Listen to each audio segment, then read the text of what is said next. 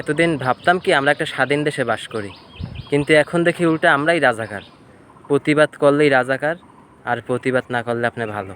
আর দেশের মুক্তিযুদ্ধগুলো কারা? যারা বাহিরের দেশে টাকা পাচার করে, তারপরে বাহিরে বড় বড় বিল্ডিং করে, তারাই মুক্তিযোদ্ধা। আর যারা অন্যায়ের বিরুদ্ধে প্রতিবাদ করবে তারা আসলে রাজাকার। কই ভাই তোমাদের পছন্দের ইউটিউবাররা? তোমরা তো তারা অনেক ভালোবাসো, এইসব ইউটিউবারগো। তারা আজকে কোথায়?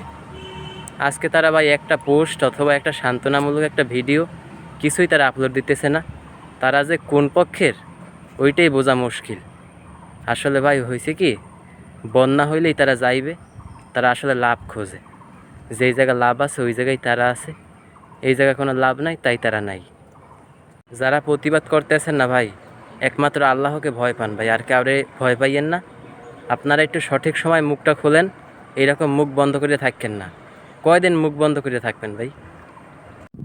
সরকারি চাকরির প্রতি আগে একটা অন্যরকমের টান ছিল মানুষের, কিন্তু আমার মনে হয় না এইসব দেখার পরে কারো সরকারি চাকরি করার ইচ্ছা আছে। সরকারি চাকরির প্রতি ভাই আমার এক আকাশ পরিমাণ ঘৃণা এখন। যদি লাগে ভিক্ষা করে খামো, তাও সরকারি চাকরি করবো না।